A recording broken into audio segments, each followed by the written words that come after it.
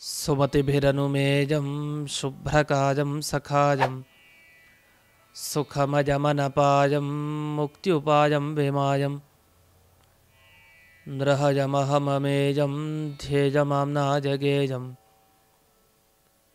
सदजमसदजेजं श्रीसहाजं भजेजम्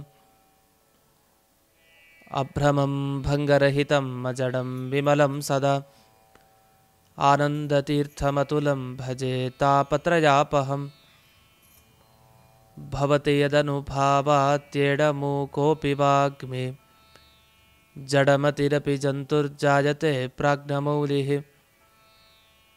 सकलवचनचेतो देवता भारती सा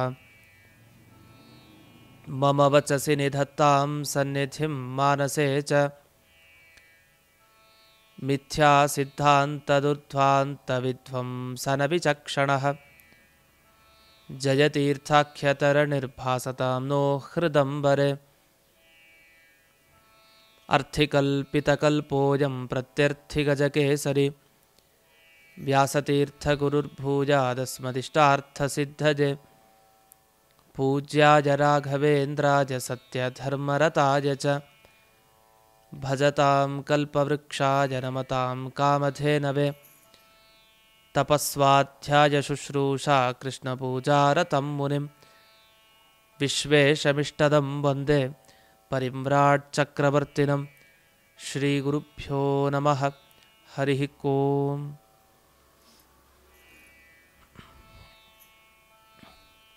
ಹಿಂದಿನ ಸಂಚಿಕೆಯಲ್ಲಿ ನಾವು ತವರ್ಗದ ಕೊನೆಯ ಅಕ್ಷರವಾದ ನಕಾರದಿಂದ ಒಂದು ಪದ್ಯಗಳನ್ನು ಕೇಳಿದ್ವಿ. ಅನೇಕಾನೇಕ ರೀತಿಯಾದ ಜನ್ಮಗಳನ್ನು ಪಡೆದ ನಾವು ಪಡೆಯೋ ದುಃಖಗಳು ಅನೇಕ ಥರ ಇರ್ತವೆ. ಆ ಎಲ್ಲ ದುಃಖಗಳಿಂದ ಭಯ ಪರಿಹಾರ ಮಾಡಿ ರಾಯರೇ ಅಂತ ಪ್ರಾರ್ಥನೆಯನ್ನು ಮಾಡಿದರು.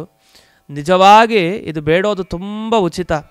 ಯಾಕೆಂದರೆ ರಾಯರು ನಮಗೇನಾಗಬೇಕು? ನಿಜವಾಗಿ ನಮ್ಮ ತಂದೆನಾ, ತಾಯಿನ, ನಮ್ಮ ಮಕ್ಕಳ ಮಗುವಿನ ರೀತಿಯಲ್ಲ ರಾಯರು, ಅಥವಾ ರಾಯರಿಗೆ ನಾವು ಮಗುವಿನ ರೀತಿಯಲ್ಲ. ಹೇಗೆ? ನಮಗೂ ರಾಯರಿಗೂ ಇರುವ ಬಾಂಧವ್ಯ ಏನು?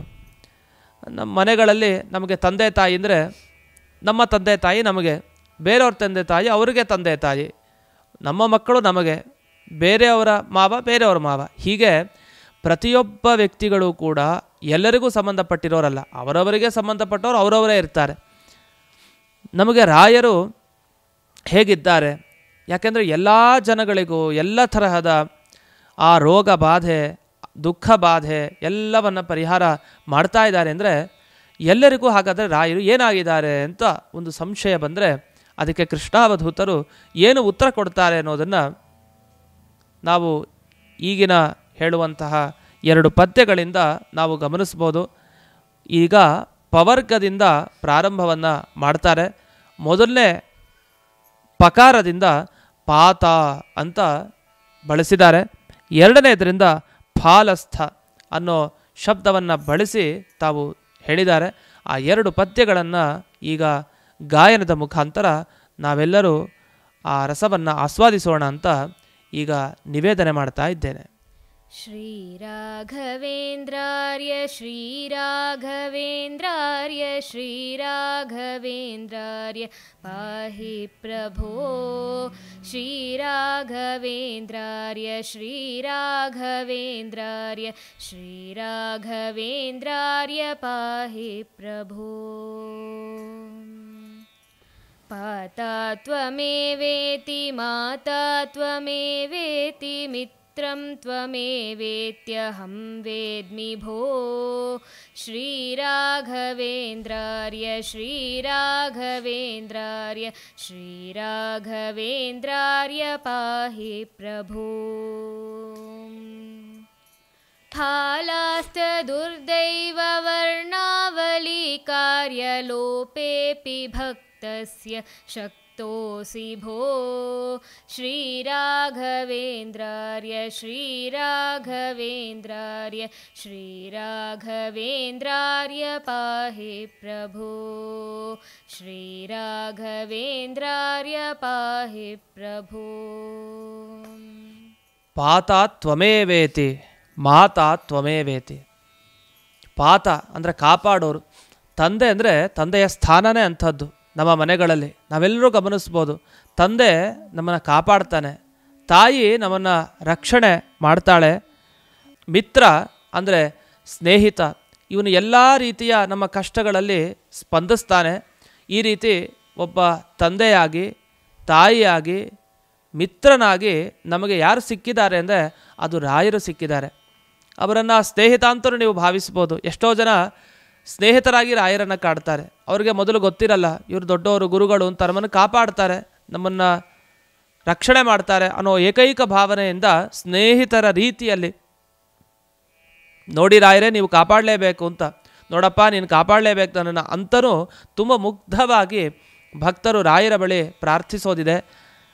ನೀವು ತಂದೆಯೂ ಹೌದು, ತಾಯಿಯೂ ಹೌದು, ನನ್ನ ಸ್ನೇಹಿತನೂ ಹೌದು ಅಂತ ಹೀಗೆ ನಾವು ರಾಯರ ಬಳಿ ನಿವೇದನೆ ಮಾಡಿಕೊಳ್ಬೇಕು. ಹಾಗಾದರೆ ರಾಯರು ನಮ್ಮೆಲ್ಲ ಭಕ್ತರಿಗೆ ಏನಾಗಿದ್ದಾರೆ ಅಂದರೆ ಕೃಷ್ಣಾವಧೂತರ ಉತ್ತರ ಇಷ್ಟು: ಎಲ್ಲರಿಗೂ ತಂದೆ, ತಾಯಿ ಮತ್ತು ಸ್ನೇಹಿತ ಎಲ್ಲವೂ ರಾಯರಾಗಿದ್ದಾರೆ. ಹಾಗಾದರೆ ನಮ್ಮ ಮನೆಗಳಲ್ಲಿ ನಾವು ನಮಗೆ ತಂದೆ ತಾಯಿ ಒಬ್ಬರು, ನನ್ನ ಸ್ನೇಹಿತ ಇನ್ನೊಬ್ಬ ನಾವು ಯೋಚಿಸಿದ್ರೆ ಎಲ್ಲ ಭಕ್ತರುಗಳು ಯೋಚಿಸೋದು ನಮಗೆ ತಂದೆ ಸ್ಥಾನದಲ್ಲೂ ನೀವಿದ್ದೀರಿ, ತಾಯಿಯ ಸ್ಥಾನದಲ್ಲೂ ಇದ್ದೀರಿ, ನಮ್ಮ ಸ್ನೇಹಿತನ ಸ್ಥಾನದಲ್ಲೂ ನೀವಿದ್ದೀರಿ, ರಾಯರೇ ಪೂಜ್ಯರೇ ನಮ್ಮನ್ನು ಕಾಪಾಡಿ ಅಂತ ಇಲ್ಲಿ ಪ್ರಾರ್ಥನೆಯನ್ನು ಮಾಡಿದ್ದಿದೆ. ಜೊತೆಗೆ ಇನ್ನು ಮುಂದಕ್ಕೆ ಕಾಪಾಡೋದು ಅಂದರೆ ಹೇಗೆ ಅನ್ನೋದನ್ನು ವಿವರಿಸ್ತಾರೆ. ಫಾಲಸ್ಥ ದುರ್ದೈವ ವರ್ಣಾವಲಿ ಕಾರ್ಯ ಲೋಪೇಪಿ ಭಕ್ತಸ್ಯ ಶಕ್ತಃ. ಫಾಲ ಅಂದರೆ ನಮ್ಮ ಹಣೆ ಅಂತ ಅರ್ಥ. ಹಣೆಯಲ್ಲೇನಿರುತ್ತೆ, ನಾವೆಲ್ಲ ಗೋಪಿಚಂದ್ರವನ್ನು ಧರಿಸ್ತೀವಿ ನಮ್ಮ ಹಣೆಯ ಮೇಲೆ. ಯಾಕೆ ಧರಿಸ್ತೀವಿ? ನಮ್ಮ ಹಣೆ ಬರಹ ಎಲ್ಲ ಅಳಿಸೋಗ್ಲಿ ಅಂತ. ಹಾಗಾದರೆ ಗೋಪಿಚಂದ್ರವನ್ನು ಧರಿಸೋದು ಹಣೆ ಬರ ಅಳಿಸ್ಲಿ ಅಂತ. ನಾವು ಸರಿಯಾಗಿ ಹಚ್ಕೊಂಡಿರ್ತೀವ, ನಮ್ಗೆ ಹಚ್ಕೊಳ್ಳಿಕ್ಕೂ ಬರಲ್ಲ, ಸರಿಯಾಗಿ ಮಂತ್ರ ಹೇಳ್ಕೊಂಡಿರಲ್ಲ. ಹಾಗಾದ್ರೆ ಹಾಕ್ಕೊಂಡಿರೋ ಗೋಪಿಚಂದ್ರನದ ಪ್ರಭಾವ ನಮ್ಮ ಮೇಲೆ ಹೇಗೆ ಬೀಳುತ್ತೆ? ಆ ಗೋಪಿಚಂದ್ರನ ಸಂಪರ್ಕ ಆದರೆ ಸಾಕಷ್ಟು ಉತ್ತಮ. ಆದರೆ ಇನ್ನೂ ಅನೇಕ ರೀತಿ ರೇಖೆಗಳು ಇದೆ, ಹಣೆ ಬರಹಗಳು. ಅದನ್ನೆಲ್ಲ ಪರಿಹಾರ ಮಾಡಬೇಕು, ಅದನ್ನು ಅಳಿಸ್ಬೇಕು ಅಂತಂದರೆ ರಾಯರ ಅನುಗ್ರಹವೂ ಸೇರಬೇಕಂತೆ. ಗುರುಗಳ ಅನುಗ್ರಹ ಆಯಿತು ಅಂದರೆ ನಮ್ಮ ಹಣೆಯಲ್ಲಿರೋಂಥ ಏನು ರೇಖೆಗಳಿದೆ, ದುರ್ದೈವ ದೌರ್ಭಾಗ್ಯ ಸೂಚಕವಾದ ರೇಖೆಗಳೇನಿದೆ, ಈ ರೇಖೆಗಳೆಲ್ಲ ಅಳಿಸಿ ಹೋಗುತ್ತೆ. ಅಳಿಸೋದ್ರಲ್ಲಿ ರಾಯರು ನಿಪುಣರು. ನಮ್ಮ ಎಲ್ಲ ಕಷ್ಟಗಳನ್ನು ಅಂಥ ಶ್ರೇಷ್ಠ ಭಕ್ತರಿಗೆ ನೀವು ಅನುಗ್ರಹವನ್ನು ಮಾಡುವಂಥವರು. ಇಂತಹ ನಿಮ್ಮ ಕೃಪೆ ನಮ್ಮಲ್ಲಿ ಸದಾ ಇರಲಿ ಅಂತ ಇಲ್ಲಿ ರಾಯರನ್ನು ಕೊಂಡಾಡಿದ್ದಾರೆ ಕೃಷ್ಣಾವಧೂತರು. ಇದನ್ನೆಲ್ಲ ನೋಡಿದಾಗ ನನಗೆ ಒಂದು ಘಟನೆ ನೆನಪಿಗೆ ಬರುತ್ತೆ. ಒಬ್ಬರು ಇತ್ತೀಚೆಗೆ ನನಗೆ ಒಬ್ಬರು ಮೆಸೇಜನ್ನು ಮಾಡಿದರು. ಅದು ಇದೇ ಜ್ಞಾನವಾಹಿನಿಯ ಮುಖಾಂತರ ಪುಷ್ಯಾರ್ಕ ಯೋಗದ ಬಗ್ಗೆ ಒಂದು ಸಂಚಿಕೆ ಬಂದಿತ್ತು. ಆ ಸಂಚಿಕೆಯಲ್ಲಿ ಪುಷ್ಯಾರ್ಕ ಯೋಗದ ವಿವರಣೆ ಮಾಡ್ತಾ ಮಾಡ್ತಾ ರಾಯರ ಬಗ್ಗೆ ನಿರೂಪಣೆ ಮಾಡಿದ್ದುಂಟು. ಅಲ್ಲಿ ಆ ನಿರೂಪಣೆ, ಆ ವಿಷಯಗಳನ್ನು ಕೇಳಿ ಒಬ್ಬರು ಭಕ್ತರು ತಾವು ತಮ್ಮ ಅನುಭವವನ್ನು ಹಂಚಿಕೊಂಡ್ರು. ಹಾಗೆ ಹಾಕಿದರು. ಅದನ್ನು ಅವರು ಕೇಳಿದ್ದಾರೆ. ಕೇಳಿ ಆದಮೇಲೆ ಅವ್ರಿಗಾದ ಅನುಭವ ಏನು ಅಂತ, ಅಂದರೆ ರಾಯರು ಯಾವ್ಯಾವ ರೀತಿ ಪ್ರೇರಣೆ ಮಾಡಿ ಅನುಗ್ರಹ ಮಾಡ್ತಾರೆ ಅನ್ನೋದಕ್ಕೆ ಇದೊಂದು ಸಾಕ್ಷಿ. ಅವ್ರಿಗೇನಾಯ್ತು ಅನುಗ್ರಹ ಅಂದರೆ, ಅವರು ಹೇಳಿದ್ರು, ನಾವು ಪುಷ್ಯಾರ್ಕ ಯೋಗದ ನಾನು ಇದನ್ನು ಸಂಚಿಕೆಯನ್ನು ಗಮನಿಸಿದೆ, ನಾನು ನೋಡಿದೆ. ಆಗ ನನಗೆ ಗುರುರಾಯರ ಮಹಿಮೆ ನನಗೆ ತಿಳಿಯಿತು. ಗುರುರಾಯರ ಬಗ್ಗೆ ನನಗೆ ತುಂಬ ಅಪಾರವಾದ ಭಕ್ತಿ ಶ್ರದ್ಧೆಗಳಿದ್ವು. ಆ ಪುಷ್ಯಾರ್ಕ ಯೋಗದ ಕೇಳಿದಾಗ ಇನ್ನೂ ನನಗೆ ಭಾವನೆ ಜಾಸ್ತಿ ಆಯಿತು. ನಾನು ಪ್ರತಿ ಸಲ ಗುರುವಾರ ಬಂದಾಗಲೆಲ್ಲ ನನ್ನ ಮನೆಯ ಹತ್ತಿರ ನಾನು ದೇವಸ್ಥಾನಕ್ಕೆ, ಅಂದರೆ ಗುರುರಾಯರ ದೇವಸ್ಥಾನಕ್ಕೆ ನಾನು ಹೋಗ್ತಾ ಇದ್ದೆ, ಮಠಕ್ಕೆ ಹೋಗ್ತಾ ಇದ್ದೆ. ಒಂದು ಸಲ ಇದು ಕೇಳಿದ ಕೂಡಲೇ ಅದು ಗುರುವಾರ ನಾನು ಕೇಳಿದ್ದು ಆ ಭಾಗವನ್ನು. ಆ ಗುರುವಾರ ಕೇಳಿದೆ, ನಾನು ಬೆಳಗ್ಗೆ ಕೇಳಿದ್ದು. ಸಂಜೆ ನಾನು ಹೋದೆ. ಸಂಜೆ ಹೋಗಿ ರಾಯರ ಬಳಿ ನಾನು ನಿಂತು ಪ್ರಾರ್ಥನೆ ಮಾಡಿಕೊಂಡೆ ಅಂತ. ಇವರೇನು ಪ್ರಾರ್ಥನೆ ಮಾಡಿದರು ಅಂದರೆ, ಇವರಿಗೆ ಮಂತ್ರಾಲಯಕ್ಕೆ ಹೋಗಬೇಕು ಅಂತ ತುಂಬ ಆಸೆ ಅಂತೆ. ಆದರೆ ಮಂತ್ರಾಲಯಕ್ಕೆ ಹೋಗಬೇಕು ಅನ್ನೋ ಆಸೆ ಏನೋ ಇತ್ತು, ಆದರೆ ಯಾಕೋ ಹೋಗ್ಲಿಕ್ಕೆ ಆಗ್ತಾಯಿಲ್ಲ. ಅವರಿಗೆ ಅನಾರೋಗ್ಯದ ಪರಿಸ್ಥಿತಿನೋ ಏನೋ, ಒಟ್ಟು ತುಂಬ ಅಡಚಣೆಗಳು, ಯಾಕೋ ಹೋಗ್ಲಿಕ್ಕೆ ಆಗ್ತಾನೇ ಇರಲಿಲ್ಲ. ಅದಕ್ಕೆ ಅವರು ಯೋಚನೆ ಮಾಡಿದ್ರಂತೆ, ಹೇಗಾದರೂ ಗುರುರಾಯರೇ ಬೆಳಗ್ಗೆ ನಿಮ್ಮದು ಕೇಳಿದೆ, ಅನುಗ್ರಹವನ್ನು ನೀವು ದಯವಿಟ್ಟು ಮಾಡಬೇಕು, ಮಂತ್ರಾಲಯ ನೀವು ಹೋಗಿ ನಾನು ಮಂತ್ರಾಲಯಕ್ಕೆ ನಾನು ಬರಬೇಕು, ಆ ಮಂತ್ರಾಲಯಕ್ಕೆ ಬಂದು ನಿಮ್ಮ ದರ್ಶನ ಮಾಡಬೇಕು, ಅನುಗ್ರಹವನ್ನು ಮಾಡಿ ಅಂತ ಅವರು ಭಕ್ತಿಪೂರ್ವಕವಾಗಿ ಅವತ್ತಿನ ದಿವಸ ಪ್ರಾರ್ಥನೆ ಅವರು ಮಾಡಿಕೊಂಡ್ರು. ಆ ಪ್ರಾರ್ಥನೆ ಮಾಡಿದ್ದು ಅವರು ಹೇಳ್ತಾರೆ, ನಾ ಪ್ರಾರ್ಥನೆ ಮಾಡಿದ ಮಾರನೇ ದಿವಸಕ್ಕೆ ನನಗೆ ಒಂದು ಫೋನ್ ಕಾಲ್ ಬಂತು, ನಾವು ಮಂತ್ರಾಲಯಕ್ಕೆ ಹೋಗ್ತಾ ಇದ್ದೀವಿ, ಒಂದು ಸೀಟ್ ಖಾಲಿ ಇದೆ, ನೀ ಬರ್ತೀಯಾ ಅಂತ ಕೇಳಿದ್ರು. ಅದನ್ನು ನಾನು ಕೇಳಿದ ಕೂಡಲೇ ಆ ಮಾತನ್ನು ನನಗೆ ಬಹಳ ಆಶ್ಚರ್ಯ ಅನ್ನಿಸ್ತು. ಗುರುರಾಯರ ಬಗ್ಗೆ ನಾವು ಶ್ರದ್ಧೆಯಿಂದ ಕೇಳಿ ಅವರ ಬಳಿ ಪ್ರಾರ್ಥನೆ ಮಾಡಿದ್ದಕ್ಕೆ ನಿಜವಾಗಿ ನೀವು ನಂಬ್ತೀರೋ ಇಲ್ವೋ ಅಂತ ಅವ್ರು ಹೇಳಿದ್ರು ನನ್ನ ಬಳಿ. ಏನಂದರೆ 4-5 ತಿಂಗಳು ಇನ್ನು ಹೋಗೋ ಪರಿಸ್ಥಿತಿ ಖಂಡಿತ ಇರಲಿಲ್ಲ, ನಾನು ಆ ಥರದ ಪರಿಸ್ಥಿತಿ ನನಗಿತ್ತು. ಆದರೆ ಮಾರನೇ ದಿವಸಕ್ಕೆ ನಾನು ಹೋಗೋ ಥರ ಆಯಿತು. ಈಗಲೂ ನನಗೆ ಅದು ಬಹಳ ಆಶ್ಚರ್ಯ ಅನಿಸುತ್ತೆ, ಅದು ಹೇಗೆ ಸಾಧ್ಯ ಅಂತ. ಈ ಥರ ಜೀವನದಲ್ಲಿ ಒಬ್ಬೊಬ್ಬರಿಗೆ ಅನೇಕ ರೀತಿಯಾದ ಭಾವನೆ. ಇದೆಲ್ಲ ಯಾಕೆ ಅಂದರೆ ಅವರಷ್ಟು ನಂಬಿಕೆ ಅವರಿಗೆ. ರಾಯರೇ, ನೀವೇ ನನ್ನ ತಂದೆ ತಾಯಿ, ನೀವೇ ನನ್ನ ರಕ್ಷಕರು, ದಯವಿಟ್ಟು ನಿಮ್ಮ ದರ್ಶನ ಒಮ್ಮೆ ಆಗಬೇಕು ಅಂತ ಆ ಪರಿ ಅವರು ಅವತ್ತಿನಿಂದ ಮಾಡಿದ ಪ್ರಾರ್ಥನೆ ಏನಿತ್ತು ಅದು ಬಹಳ ಮುಖ್ಯ. ಇವತ್ತಿನ ದಿವಸ ಅದನ್ನು ಕೇಳಿ ಭಾವುಕರಾಗಿ ದರ್ಶನ ಮಾತ್ರ ಆಗ್ತಾಯಿಲ್ಲ. ಪ್ರತಿ ಸಲ ದರ್ಶನ ಮಾಡೋ ನಮಗೆ ಯಾಕೋ ಈ ಸಲ ಇನ್ನೂ 4-5 ತಿಂಗಳು ಆಗ್ಬಿಡುತ್ತಲ್ಲ ಅನ್ನುವ ಚಿಂತೆ ಅವ್ರಿಗೆ ಹೊರಟೇ ಹೋಯಿತು. ಹೀಗೆ ನಮ್ಮ ಹಣೆ ಬರಹದಲ್ಲಿ ಹೋಗಬಾರ್ದು ಅನ್ನೋ ದೌರ್ಭಾಗ್ಯ ಬರ್ದಿರೋದು. ಕೆಲವು ಸಲ ಮಂತ್ರಾಲಯಕ್ಕೆ ಹೋಗಬೇಕು ಅಂತ ಅಂದ್ಕೊಂಡಾಗಲೆಲ್ಲ ಅಲ್ಲಿ ಹೋಗ್ಲಿಕ್ಕೆ ಆಗೋದಿಲ್ಲ ನಮಗೆ, ಎಷ್ಟೋ ಸರಿ ಹಾಗಾಗತ್ತೆ. ಆ ದರ್ಶನ ಕೊಡಬೇಕು ಅಂದರೂ ಅದು ಮತ್ತೆ ರಾಯರ ಅನುಗ್ರಹ ಬೇಕು. ಯಾಕೆ? ನಮ್ಮ ಹಣೆ ಬರಹದಲ್ಲಿ ಬರ್ದಿರತ್ತೆ. ಪುಣ್ಯಕ್ಷೇತ್ರಗಳಿಗೆ, ತೀರ್ಥಕ್ಷೇತ್ರಗಳಿಗೆ ಹೋಗಬೇಕು ಅಂದ್ರೂ ಒಂದು ದೊಡ್ಡ ಯೋಗ್ಯತೆ ಇರಲೇಬೇಕು. ಪದೇ ತಪ್ತಾನೇ ಇರುತ್ತೆ, ಹೋಗಲಿಕ್ಕೆ ಆಗ್ತಾ ಇರಲ್ಲ. ಎಷ್ಟೋ ಬಾರಿ ಆ ವಿಘ್ನಗಳನ್ನು ಪರಿಹಾರ ಮಾಡಿ ದೇವರು ಗುರುಗಳು ಅನುಗ್ರಹಿಸಿದ್ರೆ ಮಾತ್ರ ಅಲ್ಲೆಲ್ಲ ನಮ್ಗೆ ಹೋಗ್ಲಿಕ್ಕೆ ಸಾಧ್ಯ. ಈ ತರಹದ ಒಂದು ಘಟನೆ ಇತ್ತೀಚೆಗೆ ನಾನು ಕೇಳಿದೆ. ಇಂಥ ಘಟನೆಯನ್ನು ಇಲ್ಲಿ ಮೆಲುಕು ಹಾಕ್ತಾ ಮುಂದೆ ಬದ್ಧೋಸ್ಮಿ ಎನ್ನುವ ಬಕಾರದ ಪದ್ಯ, ಹಾಗೆ ಭಾವಂ ಭಜಾಮಿಹ ಅನ್ನುವ ಇನ್ನೊಂದು ಪದ್ಯ, ಈ 2 ಪದ್ಯಗಳನ್ನು ಈಗ ಗಾಯನದ ಮುಖಾಂತರ ಅವಲೋಕಿಸೋಣ. ಅಲ್ಲೂ ಕೂಡ ರಾಯರ ಮಹಿಮೆ ತುಂಬ ಸೊಗಸಾಗಿ ನಮಗೆ ಕೃಷ್ಣಾವಧೂತರು ತಿಳಿಸಿದ್ದಾರೆ. ಅದೇನು ಅಂತ ನಂತರ ಗಾಯನವನ್ನು ಸವಿದ ನಂತರ ನಾವು ಅವಲೋಕಿಸೋಣ ಅಂತ ನಿವೇದನೆ ಮಾಡ್ತಾ ಇದ್ದೇನೆ. ಶ್ರೀ ರಾಘವೇಂದ್ರ ಸ್ವಾಮಿಗಳವರ ನಂಬಿದವರನ್ನು, ಅವರ ಭಕ್ತರಿಗೆ ಅವರು ತಂದೆಯಾಗಿ, ತಾಯಿಯಾಗಿ ಮತ್ತು ಸ್ನೇಹಿತರಾಗಿ ಇದ್ದಾರೆ ಅಂತ ಶ್ರೀ ಕೃಷ್ಣಾವಧೂತರು ನಮಗೆಲ್ಲ ತಿಳಿಸ್ಕೊಟ್ಟಿದ್ದಾರೆ. ಅದನ್ನು ಆಚಾರ್ಯರಿಗೆ ತಿಳಿಸ್ಕೊಟ್ರು. ಈಗ ಮುಂದಿನ ಪದ್ಯಗಳನ್ನು ಗಮನಿಸೋಣ. ಶ್ರೀರಾಘವೇಂದ್ರಾರ್ಯ ಶ್ರೀರಾಘವೇಂದ್ರಾರ್ಯ ಶ್ರೀರಾಘವೇಂದ್ರಾರ್ಯ ಪಾಹಿ ಪ್ರಭೋ. ಶ್ರೀರಾಘವೇಂದ್ರಾರ್ಯ ಶ್ರೀರಾಘವೇಂದ್ರಾರ್ಯ ಶ್ರೀರಾಘವೇಂದ್ರಾರ್ಯ ಪಾಹಿ ಪ್ರಭೋ. ಬದ್ಧೋಸ್ಮಿ ಸಂಸಾರಪಾಶೇನ ತೇಂಘ್ರಿಂ ವಿನಾನ್ಯಾಗತಿರ್ನೇತ್ಯವೇಮಿ ಪ್ರಭೋ. ಶ್ರೀರಾಘವೇಂದ್ರಾರ್ಯ ಶ್ರೀರಾಘವೇಂದ್ರಾರ್ಯ ಶ್ರೀರಾಘವೇಂದ್ರಾರ್ಯ ಪಾಹಿ ಪ್ರಭೋ. ಭಾವಂ ಭಜಾಮಿಹ ವಾಚಾ ವದಾಮಿ ತ್ವದೀಯಂ ಪದಂ ದಂಡವತ್ ಸ್ವಾಮಿ ಭೋ. ಶ್ರೀರಾಘವೇಂದ್ರಾರ್ಯ ಶ್ರೀರಾಘವೇಂದ್ರಾರ್ಯ ಶ್ರೀರಾಘವೇಂದ್ರಾರ್ಯ ಪಾಹಿ ಪ್ರಭೋ. ಶ್ರೀರಾಘವೇಂದ್ರಾರ್ಯ ಪಾಹಿ ಪ್ರಭೋ. ಬದ್ಧೋಸ್ಮಿ ಸಂಸಾರ ಪಾಶೇನ ಅಂತ ನಮಗೆ ಚೆನ್ನಾಗಿ ಹಗ್ಗ ಕಟ್ಕೊಂಡೇ ಬಂದುಬಿಟ್ಟಿದ್ದೀವಿ ಸಂಸಾರಕ್ಕೆ. ಯಾಕೆ ಅಂದರೆ ಸಂಸಾರನೇ ಒಂದು ಹಗ್ಗ. ಸಂಸಾರಕ್ಕೆ ಬಂದಿದ್ದೀವಿ ಅಂದರೆ ಹಗ್ಗವನ್ನು ಕಟ್ಕೊಂಡಿದ್ದೀವಿ ಅಂತಲೇ ಅರ್ಥ. ಬದ್ಧೋಸ್ಮಿ ಚೆನ್ನಾಗಿ ಕಟ್ಟಾಕ್ಬಿಟ್ಟಿದ್ದಾರೆ. ಅದು ಕಟ್ಟಾಕಿರೋದು ಯಾರೂ ಅಲ್ಲ, ನಾವೇ ಕಟ್ಟಾಕೊಂಡಿರೋದು. ನಮ್ಮ ಬಗ್ಗೆ ನಮಗೆ ಸರಿಯಾಗಿ ಜ್ಞಾನ ನಮಗೆ ಇನ್ನೂ ಬಂದೇ ಇಲ್ಲ. ನಾವೇನು ಮಾಡಬೇಕು ಜೀವನದಲ್ಲಿ, ಏನನ್ನು ಪಡಿಬೇಕು, ಇದೇನೂ ಗೊತ್ತಿಲ್ಲ. ನಾನು ಈ ಸಂಸಾರ ಬಂಧನಕ್ಕೆ ಸಿಲುಕಿದ್ದೀನಿ, ದಯವಿಟ್ಟು ಈ ಬಂಧನವನ್ನು ಬಿಡಿಸಿ ಅನುಗ್ರಹ ಮಾಡಿ ನಿಮ್ಮ ಪಾದಾರವಿಂದಗಳಲ್ಲಿ ನಾನು ಶರಣಾಗತಿಯನ್ನು ಪಡಿತಾ ಇದ್ದೇನೆ. ಈ ಗಂಟನ್ನು ತೆಗಿಬೇಕು, ಬಿಚ್ಚಬೇಕು ಅಂದರೆ ಅದು ನಿಮ್ಮ ಕೈಲಿ ಮಾತ್ರ ಸಾಧ್ಯ. ಬೇರೆ ಗತಿ, ಬೇರೆ ಮಾರ್ಗ ನನಗೆ ಕಣ್ಣಿಗೆ ಕಾಣ್ತಾ ಇಲ್ಲ. ಗುರುರಾಯರೇ, ಪ್ರಭುಗಳೇ, ದಯವಿಟ್ಟು ನನ್ನನ್ನು ಕಾಪಾಡಿ ಅಂತ ಕೃಷ್ಣಾವಧೂತರು ಪ್ರಾರ್ಥನೆಯನ್ನು ಮಾಡ್ತಾ ಭಾವಂ ಭಜಾಮೀಹ ಅಂತ ಹೇಳ್ತಾರೆ. ನನಗೆ ಈ ಲೋಕದಲ್ಲಿ ಬೇರೆಯವರು ಯಾರೂ ಗತಿ ಇಲ್ಲ, ನೀವೇ ಗತಿ ಅಂತ ಹೇಳಿದೆ. ಅದಕ್ಕೋಸ್ಕರನೇ ಯಾವಾಗಲೂ ನನ್ನ ಬಾಯಿಂದ ಅದು ರಾಘವೇಂದ್ರ ಪಾಹಿ, ಗುರೋ ಪೂಜ್ಯ ಪಾಹಿ ಅಂತ ಬರ್ತಾ ಇದೆ. ದಂಡವತ್ ಪ್ರಣಾಮವನ್ನು ನಿಮಗೋಸ್ಕರ ಸಲ್ಲಿಸ್ತಾ ಇದ್ದೀರಿ. ದಯವಿಟ್ಟು ನನ್ನನ್ನು ಪುನಃ ಪುನಃ ಕಾಪಾಡಿ ಅನುಗ್ರಹ ಮಾಡಿ ಅಂತ ಇಲ್ಲಿ ಕೃಷ್ಣಾವಧೂತರು ಭಕ್ತಿಭರಿತವಾಗಿ ಪ್ರಾರ್ಥನೆಯನ್ನು ಮಾಡಿದ್ದಾರೆ. ಅದರಿಂದ ವಾಚ ಮನಸ ಕಾಯೇನ 3 ರೀತಿಯಲ್ಲಿ ನಾವು ರಾಯರನ್ನು ಒಲಿಸಿಕೊಂಡ್ರೆ ಖಂಡಿತ ಅವರು ಒಲಿದೇ ಒಲಿತಾರೆ. ನಮ್ಮ ಮಾತು, ನಮ್ಮ ಮನಸ್ಸು, ನಮ್ಮ ದೇಹ, ಆ 3 ಅವರಿಗೆ ಅರ್ಪಣೆ ಆಗಬೇಕು.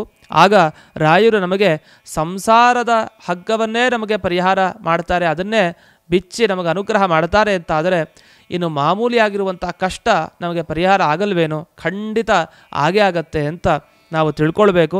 ಇದರ ಬಗ್ಗೆ ಒಂದು ಸುಂದರವಾದ ಘಟನೆಯನ್ನು ನೋಡೋಣ. ಈ ಘಟನೆ ನಮಗೆ ನಡೆದಿದ್ದು ಮಂತ್ರಾಲಯದಲ್ಲೇ ನಡೆದ ಘಟನೆ. ಸುರಪುರ ಆನಂದದಾಸರು ಅಂತ ಬಹಳ ಪ್ರಸಿದ್ಧ ದಾಸರು, ಸುರಪುರ ಆನಂದದಾಸರು ಅಂತ.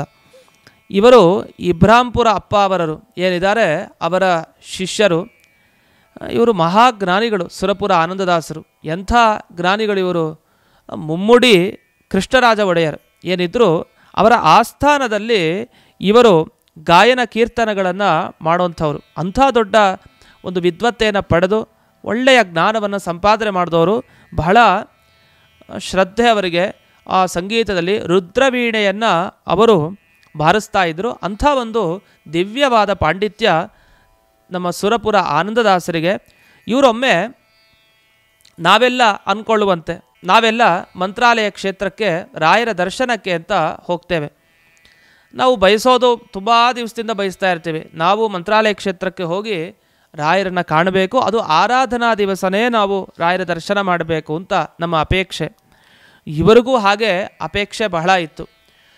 ಮಧ್ಯಾರಾಧನೆ ದಿವಸನೇ ರಾಯರ ದರ್ಶನವನ್ನು ನಾನು ಮಾಡಬೇಕು ಅಂತ ತಾವು ಹೊರಟಿದ್ದಾರೆ.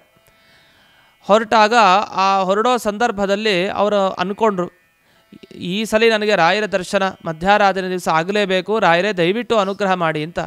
ನಾವು ಅಂದ್ಕೊಂಡಾಗಲೆಲ್ಲ ಒಂದು ಪರೀಕ್ಷೆ ನಡೆಯೋ ಥರ ಇವ್ರಿಗೂ ಒಂದು ಪರೀಕ್ಷೆ ಆಯಿತು. ನಾವೆಲ್ಲ ರಾಯರನ್ನು ಪ್ರಾರ್ಥನೆ ಮಾಡೋದಿರತ್ತೆ, ಸಂಸಾರ ದಾಟಿಸಿ ಅಂತ. ಇವ್ರಿಗೆ ನದಿ ದಾಟೋದೇ ಕಷ್ಟ ಆಗೋಯ್ತು. ಅಂಥ ಸಂದರ್ಭ ಅಂದರೆ ತುಂಗಭದ್ರಾ ನದಿ ಹರಿತಾ ಇದೆ, ಪ್ರವಾಹ. ಇವ್ರಿಗೆ ಮಧ್ಯಾರಾಧನೆ ಹೋಗಿ ರಾಯರ ದರ್ಶನ ಮಾಡಬೇಕು. ಆ ಕಡೆ ತುಂಗಭದ್ರಾ ನದಿ ಪ್ರವಾಹ ಬೇರೆ. ಏನು ಮಾಡಬೇಕು? ಹತ್ತಿರ ಹೋದ್ರು ನದಿ ಹತ್ತಿರ, ಬರಬೇಡಿ ಹೋಗ್ರಿ ಅಂತ ಎಲ್ಲರೂ. ಯಾಕೆಂದರೆ ಪ್ರವಾಹ ಇದೆ, ಇಲ್ಲೇ ನೀವು ದಾಟ್ಕೊಂಡು ಆ ಕಡೆ ಹೋಗೋದು, ಬರಬೇಡಿ ಇಲ್ಲಿ ಅಂತ. ಇವರು ಪ್ರವಾಹವನ್ನು ದಾಟಬೇಕು. ಆದರೆ ಹೇಗೆ ದಾಟೋದು? ಅಲ್ಲಿ ಅಂಬಿಗ ಬೇಕು, ಅವ್ನು ದಾಟ್ಸೋನೊಬ್ಬ ಇರಬೇಕು. ಆ ತೆಪ್ಪ, ಆ ದೋಣಿ ಇದೆಲ್ಲ ಬೇಕಲ್ಲ. ಅಲ್ಲಿ ಇಬ್ಬರು ನಿಂತಿದ್ರಂತೆ. ಕೇಳಿದ್ರು, ನೀವು ಬರ್ತೀರಾ? ನನಗೆ ರಾಯರ ದರ್ಶನ ಮಾಡಬೇಕು ಅಂತಿದೆ ಅಂತ. ನಾವು ಬರಲ್ಲ ಸ್ವಾಮಿ, ನೀವು ಬೇಕಾದ್ರೆ ಹೋಗಿ, ನಾವು ಬರಲ್ಲ ಅಂತ. ಏನೋ ಕಷ್ಟಪಟ್ಟು ಒಪ್ಪಿಸಿದ್ರು. ಇಲ್ಲ, ನೀವು ಬರಲೇಬೇಕು, ದಯವಿಟ್ಟು ರಾಯರ ದರ್ಶನ ನನಗೆ ಆಗಬೇಕು ಅಂತ. ಆಯಿತು, ನೀವು ಹೇಳಿರೋದಕ್ಕೆ ನಾವು ಕರ್ಕೊಂಡು ಹೋಗ್ತೀವಿ ಅಂತ ಮನಸ್ಸು ಮಾಡಿದ್ರು ಅವರಿಬ್ಬರು. ಆ ಮನಸ್ಸು ಮಾಡಿದ ಇಬ್ಬರು ಸ್ವಲ್ಪ ಹೊತ್ತಷ್ಟೇ ಇದ್ದದ್ದು. ಯಾಕೆಂದರೆ ಅವರೊಂದು ಮಾತು ಹೇಳಿದರು, ನೋಡಿ ನಾವು ಎಷ್ಟು ಸಾಧ್ಯನೋ ಅಲ್ಲಿ ತನಕ ಬರ್ತೀವಿ, ಆಮೇಲೆ ನಮ್ಮ ಕೈಲಿ ಆಗಲಿಲ್ಲ ಅಂದರೆ ಬಿಟ್ಟು ಅಲ್ಲೇ ಓಡ್ಬಿಡ್ತೀವಿ ಅಂತ. ಹಾಗಾದರೆ ಸುರಪುರ ಆನಂದದಾಸರು ಪ್ರಾರ್ಥನೆ ಮಾಡ್ತಾಯಿದ್ರು, ಯಾಕೋ ಇವತ್ತು ರಾಯರ ದರ್ಶನ ಆಗೋದು ಬಹಳ ಕಷ್ಟ ಇದೆ ಅಂತ ಅವ್ರಿಗೆ ಅನ್ನಿಸ್ತಾ ಇದೆ. ಅವರು ಹೀಗೆ ಅಂದುಕೊಂಡು ಹತ್ತಿದ್ರು. ಹತ್ತಿ ಆದಮೇಲೆ ಒಂದು ಸ್ವಲ್ಪ ದೂರಕ್ಕೆ ಹೋದ ಅಷ್ಟರಲ್ಲಿ ತುಂಬ ಪ್ರವಾಹ ಜಾಸ್ತಿ ಆಗಿಬಿಟ್ಟಿದೆ. ಇನ್ನು ಮುಳುಗುವಂಥ ಪರಿಸ್ಥಿತಿ, ಜಲ ಸಮಾಧಿ ಆಗುವಂಥ ಪರಿಸ್ಥಿತಿ ಎದುರಾಯಿತು. ಅವರಿಬ್ಬರು ಏನು ಮಾಡಿದ್ರು? ತಕ್ಷಣ ನೀರಿಗೆ ಹಾರಿ ಆ ಕಡೆಯಿಂದ ಈಜ್ಕೊಂಡು ದಡಕ್ಕೆ ಸೇರ್ಕೊಂಡ್ಬಿಟ್ರು. ಇವ್ರ ಮಧ್ಯಕ್ಕೆ ಸಿಗಾಕೊಂಡ್ಬಿಟ್ಟಿದ್ದಾರೆ. ಯಾರು ಅದನ್ನು ತೇಲಿಸೋರಿಲ್ಲ. ಏನು ಮಾಡಬೇಕೀಗ? ದೋಣಿ ಒಳಗಡೆ ಇವರೊಬ್ಬರೇ ಇದ್ದಾರೆ. ಮುಂದಕ್ಕೆ ಹೋಗೋದು ಹೇಗೆ? ಬಹಳ ಚಿಂತಾಕ್ರಾಂತರಾಗಿ ಆಯಿತು ನನ್ನ ಜಲ ಸಮಾಧಿ ಅಂದ್ಕೊಂಡು ಕಣ್ಣು ಮುಚ್ತಾರಂತೆ. ಕಣ್ಣು ಮುಚ್ಚಿ ಅಪ್ಪಣಾಚಾರ್ಯರ ರಾಘವೇಂದ್ರ ಸ್ತೋತ್ರ ಪೂರ್ಣ ಪಾರಾಯಣ ಮಾಡಲಿಕ್ಕೆ ಶುರು ಮಾಡಿದ್ರಂತೆ ಕಣ್ಣು ಮುಚ್ಚಿಕೊಂಡು. ರಾಯರೇ, ನಿಮ್ಮ ದರ್ಶನಕ್ಕೆ ಅಂತ ಬಂದವನು ಈ ನದಿಗೆ ಬಿದ್ದುಬಿಟ್ಟೆ, ಇನ್ನು ಕಾಪಾಡೋ ಜವಾಬ್ದಾರಿ ಅದು ನಿಮ್ಮದೇ.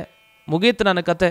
ನಿಮ್ಮ ದರ್ಶನ, ನಿಮ್ಮ ನಾಮಸ್ಮರಣೆ ಅದು ನನಗೆ ಬಹಳ ಮುಖ್ಯ. ನಾಮಸ್ಮರಣೆ ಮಾಡ್ತಾ ಆಯಿತು, ಇನ್ನು ಮುಗೀತು ನಂದು ಅಂತ. ರಾಯರೇ, ದಯವಿಟ್ಟು ನಿಮ್ಮ ದರ್ಶನ ನನಗಾಗುವಂತೆ ಭಾಗ್ಯವನ್ನು ಕರುಣಿಸಿ ಅಂತ ಪದೇ ಪದೇ ಆಗ ಕಣ್ಣು ಮುಚ್ಚಿ ಪ್ರಾರ್ಥನೆ ಮಾಡ್ತಾ ಇದ್ದಾರೆ. ಅಷ್ಟೊತ್ತಿಗೆ ಇಬ್ಬರು ಥಟಾರಂತ ಶಬ್ದ ಆಯ್ತಂತೆ. ಇಬ್ಬರು ಬಂದಿದ್ದು. ಇಬ್ಬರು ಬಂದರು. ಅವ್ರು ನೋಡಿದ್ರೆ ಕೌಪೀನ ಧಾರಿಗಳು, ಒಳ್ಳೆಯ ವರ್ಚಸ್ಸು ಮುಖದಲ್ಲಿ ಕಾಣ್ತಾ ಇದೆ. ಅವರಿಬ್ಬರು ಬಂದು ಯೋಚಿಸ್ಬೇಡಿ, ಒಂದು ನಿಮಿಷ ನಾವು ದಾಟಿಸ್ತೀವಿ, ಒಂದು ನಿಮಿಷ ಅಂತ ಅಂದ್ರಂತೆ. ಇವರಿಗೆ ಗಾಬರಿ, ಇವ್ರು ಎಲ್ಲಿಂದ ಬಂದ್ರಪ್ಪ ಇವರಿಬ್ಬರು ಅಂತ ಬಂದು ಅವ್ರನ್ನ ಕರೀತಾರಂತೆ. ಅವರಿಬ್ಬರನ್ನ ಯಾರು ಆ ಕಡೆ ದಡದಲ್ಲಿ ಸೇರಿಕೊಂಡಿದ್ರು ಅಂಬಿಗರು, ಬನ್ನಿ ನೀವು ಇಲ್ಲಿ ಇವ್ರನ್ನ ಕರ್ಕೊಂಡು ಹೋಗಿ ರಾಯರ ದರ್ಶನ ಇವ್ರಿಗೆ ಮಾಡಿಸ್ಬೇಕು ಬನ್ನಿ ಅಂತ. ಸರಿ ಅಂತ ಕೂಡಿಸ್ಕೊಂಡು ನಂತರ ಅವರಿಬ್ಬರು ಇರೋದ್ರಿಂದ ಈ ದೋಣಿ ಸುಗಮವಾಗಿ ಪ್ರವಾಹ ಇದ್ದರೂ ಕೂಡ ಆಚೆ ಈಚೆ ಹಾಗೇ ಸಾಕ್ಕೊಂಡು ಪೂರ್ಣ ಮಂತ್ರಾಲಯ ಕ್ಷೇತ್ರದವರೆಗೆ ಬರಬೇಕು. ಅಷ್ಟೊತ್ತಿಗೆ ಇವರು ನಿಮ್ಮ ಹೆಸರೇನು ಅಂತ ಕೇಳ್ತಾರೆ. ಆ ಇಬ್ಬರು ವಟುಗಳೇನು ಬಂದಿರ್ತಾರೆ ಆ ಬ್ರಹ್ಮಚಾರಿಗಳಾಗಿ ಆ ವೇಷವನ್ನು ತೊಟ್ಟು ನಿಮ್ಮ ಹೆಸರೇನು ಅಂತ ಕೇಳ್ತಾರೆ. ಆಗ ಒಬ್ಬರು ಹೇಳ್ತಾರೆ, ರಾಘಪ್ಪ ಮಂಚಾಲೆ ಅಂತ ನನ್ನ ಹೆಸರು. ಸರಿ, ಇನ್ನೊಬ್ಬನ ಹೆಸರೇನು? ವಾದಪ್ಪ ಮಂಚಾಲೆ ಅಂತ ಹೆಸರು. ಸರಿ, ಈ ಎರಡು ಹೆಸರನ್ನ ಕೇಳಿದ ಕೂಡಲೇ ಇವರಿಗೆ ಗಾಬರಿ ಆಗುತ್ತೆ. ಇದೇನು ಹೆಸರು, ರಾಘಪ್ಪ ಮಂಚಾಲೆ ಮತ್ತು ವಾದಪ್ಪ ಮಂಚಾಲೆ? ಇವರು ಅಂದ್ಕೊಳ್ತಾರೆ, ಆಗ ರಾಯರ ಹೆಸರನ್ನು ಇಟ್ಕೊಂಡಿರ್ತಾರೆ ರಾಘಪ್ಪ, ವಾದಪ್ಪ ವಾದೀಂದ್ರ ತೀರ್ಥರು ಇವರ ಹೆಸರನ್ನು ಇಟ್ಕೊಂಡಿರ್ತಾರೆ. ಅದು ವಾದಪ್ಪ ಹೆಸರಿಟ್ಕೊಳ್ಳೋದು ಸಹಜ, ಗುರುಗಳ ದೇವರ ಹೆಸರನ್ನು ಇಟ್ಕೊಳ್ಳೋದು ಅಂತ. ನಿಮ್ಮಿಂದ ನನಗೆ ದೊಡ್ಡ ಅನುಗ್ರಹ ಆಯಿತು, ನೀವು ಇಲ್ಲದೇ ಇದ್ದರೆ ನಾನು ಈ ಮಂತ್ರಾಲಯ ಕ್ಷೇತ್ರಕ್ಕೆ ಬರೋದಾ ಸಾಧ್ಯವೇ ಇರ್ತಾಯಿಲ್ಲ, ನದಿಯಲ್ಲೇ ಜಲಸಮಾಧಿ ಆಗಿಬಿಡ್ಬೇಕಾಗಿತ್ತು ನಾನು ಅಂತ ಹೇಳ್ತಾರೆ. ಹೇಳಿ ನಿಮಗೆ ದೊಡ್ಡ ನಮಸ್ಕಾರ ಅಂತ ಕೈ ಮುಗಿದು ಅವರು ಬಾಗಿ ನಮಸ್ಕಾರವನ್ನು ಮಾಡ್ತಾರೆ. ಮಾಡಿ ಮೇಲೆ ಕೇಳ್ತಾರೆ, ನೋಡ್ತಾರೆ ಯಾವ ವಟುಗಳು ಯಾರಲ್ಲಿ ಕಾಣ್ತಾ ಇಲ್ಲ. ಆ ಅಂಬಿಗರು ಆಗಲೇ ಹೊರಟಾಗೋಗಿತ್ತು. ಇವರಿಬ್ಬರು ನೋಡಿದಾಗ ಇವರಿಬ್ಬರು ಕಾಣ್ತಾ ಇಲ್ಲ. ಕಾಣದೇ ಇದ್ದಾಗ ಆಚೆ ಈಚೆ ಹುಡುಕ್ತಾರೆ. ಗೊತ್ತಾಯಿತು, ಓಹೋ ರಾಯರೇ ಈ ರೂಪದಲ್ಲಿ ಬಂದು, ವಾದಪ್ಪ ಅಂದರೆ ವಾದೀಂದ್ರ ತೀರ್ಥರೇ ಈ ರೂಪದಲ್ಲಿ ಬಂದು ನಮಗೆ ಅನುಗ್ರಹವನ್ನು ಮಾಡಿದ್ದಾರೆ ಅಂತ ಪರಿಪರಿ ನೆನಪಿಸ್ಕೊಂಡು ತಾವು ಮುಂದೆ ಸಾಕ್ತಾರೆ. ಈ ಥರ ನೀವು ಯಾವ ರೀತಿ ಕಾಯೇನ ವಾಚ ಮನಸ ನೀವು ಅರ್ಪಣೆ ಮಾಡ್ಕೊಳ್ತೀರೋ ರಾಯರು ಆ ರೀತಿ ಅನುಗ್ರಹವನ್ನು ಮಾಡ್ತಾರೆ. ಸಂಸಾರ ನದಿಯನ್ನು ದಾಟಿಸ್ತಾರೆ ಖಂಡಿತ. ಆ ತುಂಗಭದ್ರಾ ನದಿಯನ್ನು ದಾಟಿಸಿದಂತೆ ಸಂಸಾರ ನದಿಯನ್ನು ಖಂಡಿತ ನಮಗೆ ದಾಟಿಸ್ತಾರೆ. ಈ ನಿಟ್ಟಿನಲ್ಲಿ ನಮ್ಮ ಸಂಸಾರ ಪಾಶವನ್ನು ಕಳೀತಾರೆ ಅಂತ ನಾವು ಚಿಂತನೆಯನ್ನು ಮಾಡ್ತಾ ಮುಂದೆ ನಾವು ಮಕಾರದ ಪದ್ಯ ಹಾಗೂ ಯಕಾರದ ಪದ್ಯಗಳನ್ನು ಅವಲೋಕಿಸೋಣ. ನಾವೆಲ್ಲ ವರ್ಗದ ಅಕ್ಷರಗಳನ್ನು ಮುಗಿಸ್ತಾ ಬರ್ತಾ ಇದ್ದೀವಿ. ಕವರ್ಗ ಆಯಿತು, ಚವರ್ಗ ಆಯಿತು, ಟವರ್ಗ, ತವರ್ಗ, ಪವರ್ಗದ ಅಕ್ಷರವನ್ನು ಮುಗಿಸಿ ಮುಂದೆ ಯಕಾರದ ಪ್ರಾರಂಭವನ್ನು ನಾವು ನೋಡ್ತಾ ಇದ್ದೀವಿ. ಈಗ ಮಕಾರದ ಪದ್ಯ ಹಾಗೂ ಯಕಾರದ ಪದ್ಯಗಳನ್ನು ಅವಲೋಕಿಸೋಣ. ಈಗ ಗಾಯನವನ್ನು ನಾವು ಶ್ರವಣ ಮಾಡೋಣ ಅಂತ ಹೇಳ್ತಾ ಇದ್ದೇನೆ. ಮನಸ್ಸಿಂದ, ವಾಕಿಂದ ಮತ್ತು ದೇಹದಿಂದ ಮಾಡುವ ಕರ್ಮಗಳಲ್ಲಿ ಶ್ರೀ ರಾಘವೇಂದ್ರ ಸ್ವಾಮಿಗಳು ಅವರಂತರ್ಗತ ಇರುವ ಭಗವಂತನ ಚಿಂತನೆಯನ್ನು ಮಾಡಬೇಕು ಅಂತ ಆಚಾರ್ಯರು ತಿಳಿಸ್ಕೊಟ್ರು. ಮತ್ತು ಶ್ರೀ ಸುರಪುರದ ಆನಂದದಾಸರ ಪರಿಚಯವನ್ನು ಮಾಡಿಸಿಕೊಟ್ಟಿದ್ದಾರೆ ಆಚಾರ್ಯರು. ಅವರಿಗೆ ಧನ್ಯವಾದಗಳನ್ನು ತಿಳಿಸುತ್ತಾ ಮುಂದಿನ ಪದ್ಯಗಳನ್ನು ಈಗ ಶ್ರವಣ ಮಾಡೋಣ.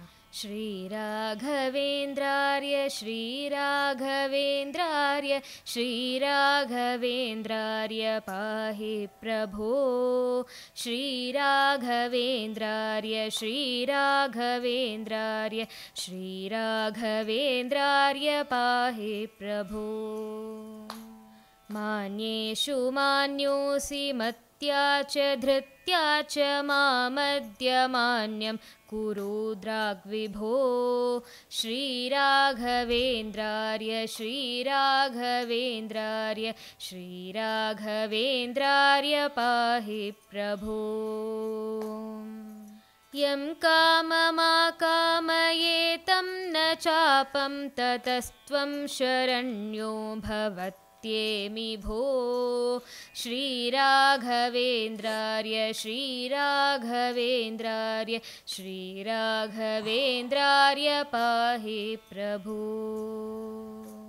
ಈ ಎರಡು ಪದ್ಯಗಳಲ್ಲಿ ನಮಗೆ ರಾಯರ ವ್ಯಕ್ತಿತ್ವವನ್ನು ಚಿತ್ರಿಸ್ತಾರೆ.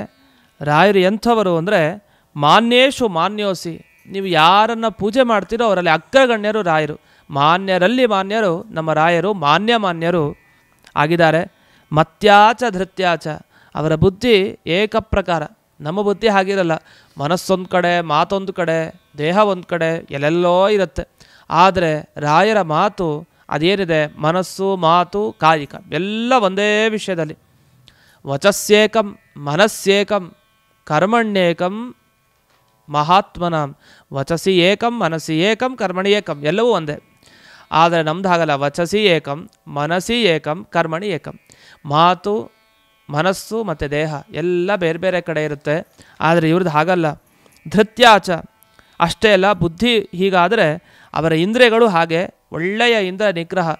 ಅವರು ಮನಸ್ಸನ್ನು ಭಗವಂತನಲ್ಲಿ ಮುಳುಗಿಸ್ತಾರೆ, ಮತ್ತೊಂದು ಭಕ್ತರಲ್ಲಿ ಅಷ್ಟೇ ಜಾಸ್ತಿನೂ ಮುಳುಗಿಸ್ತಾರೆ.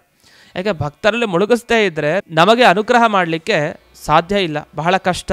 ಆದ್ದರಿಂದ ದೇವರಲ್ಲಿ ಯಾವ ರೀತಿ ಮುಳುಗಿಸ್ತಾರೋ ಹಾಗೆ ಭಕ್ತರಲ್ಲೂ ಕೂಡ ಮುಳುಗಿಸಿದ್ದಾರೆ. ಆದರೂ ಇಂದ್ರಿಯ ನಿಗ್ರಹ ಮಾತ್ರ ಎಂದಿಗೂ ತಪ್ಪಿಲ್ಲ. ಅಂಥ ಮಹಾಪುರುಷರು ನಮ್ಮ ರಾಯರು. ಯಾಕೆಂದರೆ ಹಲವು ಜನ ಹಲವು ರೀತಿ ಪ್ರಾರ್ಥನೆ ಮಾಡ್ತಾರೆ. ನಾವು ನಿಮ್ಮ ಭಕ್ತರು, ಇವರಿಗೆ ಕೆಟ್ಟದಾಗಲಿ ಅಂತ ಯೋಚಿಸಿ ಒಬ್ಬ ಭಕ್ತ ತಾನು ಪ್ರಾರ್ಥನೆ ಮಾಡಿದರೆ ಅಂಥವನಿಗೆ ಕೆಟ್ಟದ್ದನ್ನು ಮಾಡಲ್ಲ ರಾಯರು. ಅಂದರೆ ಕೆಟ್ಟದ್ದನ್ನು ಮಾಡಲ್ಲ ಅಂದರೆ ಯಾರಿಗೆ? ನಾವು ಪ್ರಾರ್ಥಿಸ್ತೀವಲ್ಲ, ನನ್ನ ಶತ್ರುಗಳಿಗೆ ಕೆಟ್ಟದಾಗಲಿ, ನೀವು ಅವ್ರಿಗೆ ಕೆಟ್ಟದ್ದನ್ನು ಮಾಡಬೇಕು, ಹಾಗೆ ಮಾಡಲ್ಲ. ಯಾಕೆಂದರೆ ಅವ್ರಿಗೆ ಇಂದ್ರಿಯ ನಿಗ್ರಹ ಚೆನ್ನಾಗಿದೆ. ಈ ಭಕ್ತ ಪ್ರಾರ್ಥನೆ ಮಾಡಿದ ಅಂತ ಬೇರೆ ಒಳ್ಳೆಯದನ್ನು ಮಾಡ್ತಾರೆ. ಅವ್ರು ಯಾವತ್ತಿಗೂ ಇನ್ನೊಬ್ಬರಿಗೆ ತೊಂದರೆ ಮಾಡುವಂಥವ್ರಲ್ಲ. ಅವರಿಂದ ನಮಗೆ ತೊಂದರೆ ಆಗ್ತಾ ಇದ್ದರೆ ಅದನ್ನು ಹೇಗೆ ದಾಟಿಸ್ಬೇಕೋ ಹಾಗೆ ದಾಟಿಸ್ತಾರೆ. ಎಂದಿಗೂ ತಮ್ಮ ಇಂದ್ರಿಯ ನಿಗ್ರಹವನ್ನು ಕಳ್ಕೊಳ್ಳಲ್ಲ. ನಮ್ಮ ಭಕ್ತರು ಕೇಳಿದ್ದಾರೆ ಅಂತ ಆಯಿತು ಅವ್ರಿಗೆ ತೊಂದರೆ ಮಾಡ್ತೀನಿ ಅಂತ ಹೊರಡಲ್ಲ ರಾಯರು. ಕೃಪಾಶಾಲಿಗಳು ರಾಯರು, ಅಂಥ ಮಹಾತ್ಮರು. ಮಾಮಧ್ಯ ಮಾನ್ಯಂ, ನೀವು ಏನೋ ಮಾನ್ಯತೆ ಪಡೆದಿದ್ದೀರಲ್ಲ, ನನಗೂ ಸ್ವಲ್ಪ ದೊರಕಿಸಿಕೊಡಿ, ನನಗೂ ಸಮಾಜದಲ್ಲಿ ಒಂದು ಬೆಲೆ ನನಗೂ ಸಿಗಲಿ. ಇಂದ್ರಿಯ ನಿಗ್ರಹ, ಆ ನಿಮ್ಮ ಬುದ್ಧಿಶಕ್ತಿ ಏನೇನಿದೆ ಅದರಿಂದ ನನ್ನ ಬುದ್ಧಿ ಹಾಗೆ ನನಗೂ ಇಂದ್ರಿಯ ನಿಗ್ರಹ ಮಾಡಿಕೊಳ್ಳುವಂಥ ಶಕ್ತಿಯನ್ನು ದಯವಿಟ್ಟು ನನಗೆ ಕೊಡಿ ಅಂತ. ಯಾಕೆಂದರೆ ಇಂದಿನ ದಿವಸ ಇಂದ್ರಿಯ ನಿಗ್ರಹ ತುಂಬ ಮಾಡ್ಕೊಳ್ಬೇಕು ನಾವು. ನಮಗೆ ಸಮಾಜದಲ್ಲಿ ನಾವಿದ್ದಾಗ ಯಾರೋ ಬೈತಾರೆ, ಯಾರೋ ನಿಂದನೆ ಮಾಡ್ತಾರೆ, ಅಪಹಾಸ್ಯ ಮಾಡ್ತಾರೆ, ಹೊರಗಡೆ ಒಂದು 10 ಜನರ ಮುಂದೆ ಹೀಗೆಲ್ಲ ಮಾಡ್ತಾರೆ. ತಡ್ಕೊಂಡಿರಬೇಕು. ಬೈಯೋದ ಇಂದ್ರಿಯ ನಿಗ್ರಹ ಇಲ್ವಾ ನಮಗೆ? ಇಂದ್ರಿಯ ನಿಗ್ರಹವನ್ನು ಮಾಡಿಕೊಂಡು ಅನ್ನಬಾರದು. ಎಷ್ಟೋ ಸಲ ಒಳ್ಳೆಯವರೇ ಬೈತಾರೆ, ಬೈದಾಗ ಅವ್ರನ್ನೇ ಬೈದು ಬಂದುಬಿಡೋದಾ? ನಮಗೆ ಇಂದ್ರಿಯ ನಿಗ್ರಹ ಇರಬೇಕು. ಕೋಪ ತಾಪಗಳಿಗೆ ಅವಕಾಶ ನೀಡಬಾರ್ದು, ಸಮಾಜದಲ್ಲಿ ಗಲಭೆ ಆಗಬಾರ್ದು. ಆ ನಿಟ್ಟಿನಲ್ಲಿ ನಾವು ಉಪಾಯದಿಂದ ನಾವು ಆ ಘಟನೆಯಿಂದ ಪಾರಾಗಬೇಕು. ಇದನ್ನೆಲ್ಲ ಮಾಡಬೇಕು ಅಂದರೆ ಇಂದ್ರಿಯ ನಿಗ್ರಹ ಬಹಳ ಮುಖ್ಯ. ಮನೆಯಲ್ಲೂ ಕೋಪ ತಾಪಗಳು ಬರ್ತಾವೆ, ಇಂದ್ರಿಯ ನಿಗ್ರಹ ಬೇಕು. ಯಾರ್ಯಾರ ಮೇಲೋ ಸಿಡುಕ್ತಾ ಇರ್ತೀವಿ, ಕೋಪಗೊಳ್ತಾ ಇರ್ತೀವಿ. ಎಲ್ಲ ರೀತಿಯಲ್ಲಿ ನಮ್ಮ ಇಂದ್ರಿಯಗಳು ಸರಿಯಾಗಿ ನಮ್ಮ ಹತೋಟಿಲಿರಬೇಕು. ಇದಕ್ಕೆ ರಾಯರು ಅನುಗ್ರಹ ಮಾಡಬೇಕು. ಯಾಕೆ ನಮ್ಮ ನಾಲಿಗೆ ಇದೆ ನೋಡಿ, ತುಂಬ ಕಷ್ಟ. ಆ ನಾಲಿಗೆಯ ನಿಗ್ರಹವನ್ನು ಕೂಡ ನಾವು ಮಾಡಿಕೊಳ್ಬೇಕು. ಅಂಥ ನಾಲಿಗೆ, ಕೈ, ಕಾಲು ಯಾರಿಗೆ ಹೊಡಿತೀವೋ ಯಾರಿಗೆ ಬಿಡ್ತೀವೋ ಬಹಳ ಕಷ್ಟ. ಈ ಎಲ್ಲ ನಿಟ್ಟಿನಲ್ಲಿ ನಮ್ಮ ಇಂದ್ರಿಯಗಳ ನಿಗ್ರಹ ಬಹಳ ಅವಶ್ಯಕ. ಈ ರೀತಿ ರಾಯರನ್ನು ಪ್ರಾರ್ಥನೆ ಮಾಡಿ ನಮ್ಮ ಇಂದ್ರಿಯಗಳನ್ನು ನಮ್ಮ ಹತೋಟಿಲಿರುವಂತೆ ಮಾಡಿಕೊಳ್ಳೋಣ ಅಂತ ಕೃಷ್ಣಾವಧೂತರು ತಾವು ಪ್ರಾರ್ಥನೆ ಮಾಡ್ತಾ, ಯಂ ಕಾಮಂ ಆಕಾಮಯೇ ತಮ್ನ ಚಾಪಂ, ಯಾವ ಕಾಮನೆಗಳನ್ನು ನಾನು ಪಡೆದಿಲ್ವೋ ಇಂದಿಗೂ ಕೂಡ ದಯವಿಟ್ಟು ಆ ಕಾಮನೆಗಳನ್ನು ಪೂರ್ಣೆ ಮಾಡಿ ರಾಯರೇ. ಆ ಕಾಮನೆಯನ್ನು ಪೂರ್ಣೆ ಮಾಡಲಿಕ್ಕೆ ನೀವೇ ಒಬ್ಬರು ಸಮರ್ಥರು. ದಯವಿಟ್ಟು ನಿಮ್ಮ ಹತ್ರ ಬಂದಿದ್ದೇನೆ, ರಕ್ಷಣೆ ಮಾಡಿ ಅಂತ ಪರಿಪರಿಯಾಗಿ ಕೃಷ್ಣಾವಧೂತರು ಸುಂದರವಾದ ಪ್ರಾರ್ಥನಾ ಪದ್ಯಗಳನ್ನು ನಮ್ಮ ಮನಸ್ಸಿನಲ್ಲಿ ಏನಿದೆಯಲ್ಲ ಅದನ್ನು ಪ್ರಾರ್ಥಿಸಿದ್ದಾರೆ. ನೋಡಿ, ಇಲ್ಲಿ ಹೇಳ್ತಾರೆ, ಯಾವ ಕಾಮನೆ ನನ್ನಲ್ಲಿದೆಯಲ್ಲ ಅದೊಂದು ದಯವಿಟ್ಟು ನಡೆಸ್ಕೊಡಿ ಸ್ವಾಮಿ ಅಂತ. ಹಾಗಾದ್ರೆ ಇದು ಬೇಡೋದೇನು ತಪ್ಪಿಲ್ಲ. ನಮ್ಮ ಕಾಮನೆಗಳನ್ನು ಗುರುಗಳ ಮುಂದೆ ಹೇಳ್ಕೊಳ್ಬೇಕು. ದಯವಿಟ್ಟು ಅನುಗ್ರಹ ಮಾಡಿ, ಒಳ್ಳೇದು ಮಾಡಿ, ನಿಮ್ಮ ಹತ್ರ ಬಂದಿದ್ದೀನಿ, ನಾನು ಉದ್ಧಾರ ಮಾಡಿ ಅಂತ ಕೇಳ್ಕೊಳ್ಬೇಕು. ಅಂತಹ ಶುದ್ಧವಾದ ಒಳ್ಳೆಯ ಪ್ರಾರ್ಥನೆಯನ್ನು ನಮಗೆ ಈ ಪದ್ಯಗಳ ಮುಖಾಂತರ ತೋರಿಸಿಕೊಟ್ಟಿದ್ದಾರೆ. ಈ ಪದ್ಯ ಮರೆಯೋ ಹಾಗಿಲ್ಲ, ಯಕಾರದ ಪದ್ಯ. ಯಾಕೆಂದರೆ ನಮಗೆ ತುಂಬ ಹತ್ತಿರವಾದ ಪದ್ಯ. ಅದನ್ನು ಈಗ ನಾವು ಅರ್ಥ ಸಮೇತ ಚಿಂತನೆ ಮಾಡಿದ್ದೇವೆ. ಇನ್ನು ಮುಂದೆ ರಾಜ ಅನ್ನೋ ಶಬ್ದದಿಂದ ರಕಾರದ ಪ್ರಾರಂಭವನ್ನು ಮಾಡ್ತಾರೆ. ನಾವು ಸಂಸ್ಕೃತದಲ್ಲೆಲ್ಲ ರೇ ಫ ಅಂತ ಹೇಳ್ತೀವಿ. ರ ಅನ್ನೋದನ್ನು ರಕಾರ ಅಂತ ನಮಗೆ ಅರ್ಥ ಆಗಲಿ ಎನ್ನುವ ದೃಷ್ಟಿಯಿಂದ ಹೇಳಿದ್ದು. ಈ ರೇಫ ಅನ್ನೋ ಪದ್ಯ ಏನಿದೆ ಅಂದರೆ ರ ಅನ್ನೋದರಿಂದ ಪ್ರಾರಂಭ ಆಗೋದು ಆ ಪದ್ಯ. ಜೊತೆಗೆ ಲಕ್ಷೇಶು ಅಂತ ಲಕಾರದಿಂದ ಪ್ರಾರಂಭವಾಗುವಂತಹ ಪದ್ಯಗಳನ್ನು ಈಗ ಮುಂದೆ ಗಾಯನದ ಮುಖಾಂತರ ಕೇಳಿ ಅದರ ಚಿಂತನೆಗೆ ಹೋಗೋಣ ಅಂತ ಸ್ಮರಿಸ್ತಾ ಇದ್ದೇನೆ. ಶ್ರೀ ರಾಘವೇಂದ್ರ ಸ್ವಾಮಿಗಳ ಪ್ರಾರ್ಥನೆಯನ್ನು ಹೇಗೆ ಮಾಡಬೇಕು ಅಂತ ಆಚಾರ್ಯರು ತಿಳಿಸಿಕೊಡ್ತಾರೆ. ಇಂದ್ರಿಯ ನಿಗ್ರಹಗಳನ್ನು ಮಾಡಬೇಕಾದ್ರೆ ಶ್ರೀ ರಾಘವೇಂದ್ರ ಸ್ವಾಮಿಗಳ ಪ್ರಾರ್ಥನೆಯನ್ನು ಮಾಡಬೇಕು ಮತ್ತು ಅವರ ಸ್ತೋತ್ರ ಪಾರಾಯಣವನ್ನು ಮಾಡಬೇಕು ಅಂತ ಆಚಾರ್ಯ ತಿಳಿಸ್ಕೊಟ್ರು. ಮುಂದಿನ ಪದ್ಯಗಳ ಕಡೆ ಗಮನವನ್ನು ಹರಿಸೋಣ. ಶ್ರೀರಾಘವೇಂದ್ರಾರ್ಯ ಶ್ರೀರಾಘವೇಂದ್ರಾರ್ಯ ಶ್ರೀರಾಘವೇಂದ್ರಾರ್ಯ ಪಾಹಿ ಪ್ರಭೋ ಶ್ರೀರಾಘವೇಂದ್ರಾರ್ಯ ಶ್ರೀರಾಘವೇಂದ್ರಾರ್ಯ ಶ್ರೀರಾಘವೇಂದ್ರಾರ್ಯ ಪಾಹಿ ಪ್ರಭೋ राजादिवश्यादिकुक्षिम्भरानेकचातुर्यविद्यासु मूढोऽस्मि भो श्रीराघवेन्द्रार्य श्रीराघवेन्द्रार्य श्रीराघवेन्द्रार्य पाहि प्रभो लक्ष्येषु ते भक्तवर्गेषु कुर्वेकलक्ष्यं कृपापाङ्गलेशस्य मां श्रीराघवेन्द्रार्य श्रीराघवेन्द्रार्य श्रीराघवेन्द्रार्य पाहि प्रभो श्रीराघवेन्द्रार्य पाहि प्रभो ಮೂಢೋಸ್ಮಿ ಅಂತ ಕೃಷ್ಣಾವಧೂತರು ಹೇಳ್ತಾ ಇದ್ದಾರೆ.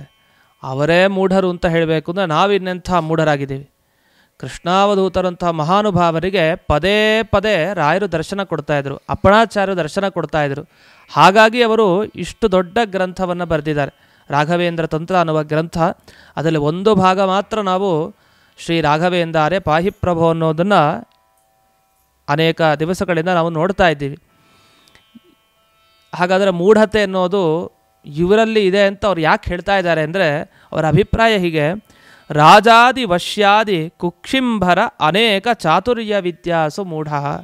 ನಾನು ಯಾವ ವಿಷಯದಲ್ಲಿ ಮೂಢತೆ ಪಡ್ತೀರಿ ಅಂದರೆ, ಈಗ ನಮ್ಗೆ ಯಾರಾದರೂ ಕೈಲಿ ಕೆಲಸ ಆಗಬೇಕು ಅಂದರೆ ಚೆನ್ನಾಗಿ ಹೊಗಳಬೇಕು.